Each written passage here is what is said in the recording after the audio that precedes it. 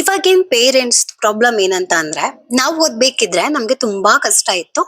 So ನಮ್ಗೆ ಕೇಳಿದ್ದೆಲ್ಲ ಕೊಡಿಸ್ತಿರ್ಲಿಲ್ಲ. ನಮ್ಮ ಮಕ್ಳಿಗೆ ಆ ರೀತಿ ಪ್ರಾಬ್ಲಮ್ ಆಗ್ಬಾರ್ದು, ಸೊ ಅವ್ರು ಕೇಳಿದ್ದೆಲ್ಲ ಕೊಡ್ಸೋದು. ಓಕೆ, ಅವ್ರಿಗೆ ಏನೋ ಪ್ರಾಬ್ಲಮ್ ಆಗ್ಬಾರ್ದು, ಅವ್ರ ಫ್ಯೂಚರ್ ಚೆನ್ನಾಗಿರ್ಬೇಕು ಅಂತ ನೀವು ಕಷ್ಟಪಟ್ಟು ಚೆನ್ನಾಗಿರೋ ಸ್ಕೂಲಿಗೆ ಹಾಕಿರ್ತೀರಾ, ಚೆನ್ನಾಗಿರೋ ಕಡೆ ಟ್ಯೂಷನ್ಗೆ ಹಾಕಿರ್ತೀರಾ. ಓಕೆ, ಬಟ್ ಅವರಿಗೆ ಟ್ಯಾಬು ಫೋನು ಇದೆಲ್ಲ ಅವಶ್ಯಕತೆನೇ ಇರಲ್ಲ. ಅವ್ರು ಕೇಳಿದ್ರು ಅಂತ ನೀವು ಕೊಡ್ಸಿರ್ತೀರಾ. ಸೊ ಅದರಿಂದ ಟೈಮ್ ವೇಸ್ಟ್ ಅವರಿಗೆ. ನೀವು ಅವರಿಗೆ ಕಷ್ಟನ ಕೊಡಬಾರ್ದು. ಓಕೆ, ಅಟ್ಲೀಸ್ಟ್ ನೀವು ಪಡ್ತಿರೋ ಕಷ್ಟನ ಅವ್ರ ಹತ್ರ ಹೇಳ್ಕೊಳ್ಳಿ. ನಾವಿಷ್ಟು ಕಷ್ಟಪಟ್ಟು ನಿಮ್ಗೆ ಸ್ಕೂಲ್ ಫೀಸ್ ಕಟ್ತಿದೀವಿ, ಟ್ಯೂಷನ್ ಫೀಸ್ ಕಟ್ತಿದೀವಿ, ಸೊ ನೀವು ಕಷ್ಟಪಟ್ಟು ಓದಿ ಚೆನ್ನಾಗಿ ಮಾರ್ಕ್ಸ್ ತೆಗಿರಿ ಅಂತ ಹೇಳಿ.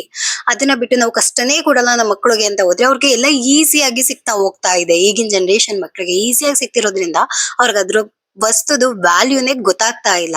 ಓಕೆ, ನಮ್ಮ ಮನೇಲಿ ಕೇಳಿದ್ ಕೊಡಿಸ್ತಿದಾರೆ, ಏನು ಪ್ರಾಬ್ಲಮ್ ಇಲ್ಲ. ನೀವ್ ಹೇಳಿ, ನಿಮ್ಗೆ ಏನೇನ್ ಪ್ರಾಬ್ಲಮ್ಸ್ ಇದೆ, ನಿಮ್ ಮನೆ ಕಷ್ಟನ ನಿಮ್ ಮಕ್ಳ ಜೊತೆ ಹೇಳ್ಕೊಳ್ಳಿ. ಮತ್ತೆ ಇನ್ನ ಒಂದ್ ಏನಂತ ಅಂದ್ರೆ ಸ್ವಲ್ಪ ಡಿಸಿಪ್ಲಿನ್ ಆಗಿ ಬೆಳೆಸಿ. Morning 5 o'clock ಎದ್ದೇಳ್ಬೇಕು. 5 o'clock to 7 o'clock compulsory ಓದ್ಬೇಕು. ಸೊ ಫಸ್ಟ್ ಓದಿ ಆಮೇಲೆ ಸ್ಕೂಲಿಗೆ ಹೋಗಿ. ನೈಟ್ ಹೋಮ್ ವರ್ಕ್ ಏನಿದೆ ಹೋಮ್ ವರ್ಕ್ ಮಾಡಿ.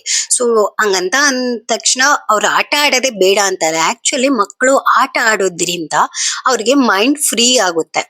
ಸೊ ಎಷ್ಟೇ ಓದಿರೋದು ಏನೇ ಟೆನ್ಷನ್ ಇರೋ ಸ್ವಲ್ಪ ಮೈಂಡ್ ಫ್ರೀ ಆಗುತ್ತೆ. ಸಂಜೆ ಸ್ವಲ್ಪ ಹೊತ್ತು ಆಟ ಆಡ್ಲಿ, but morning routine compulsory 5 o'clock ಇಂದ ಎದ್ದು ಓದೋ ತರ ಇರ್ಲಿ. 3rd, 4th ಇಂದಾನೇ ಅಭ್ಯಾಸ ಆಗ್ಬಿಟ್ರೆ ತುಂಬಾ ಒಳ್ಳೇದು. ಸೊ ಒಂದು ಡಿಸಿಪ್ಲಿನ್ ಆಗಿ ಮಕ್ಕಳನ್ನ ಬೆಳೆಸಿ.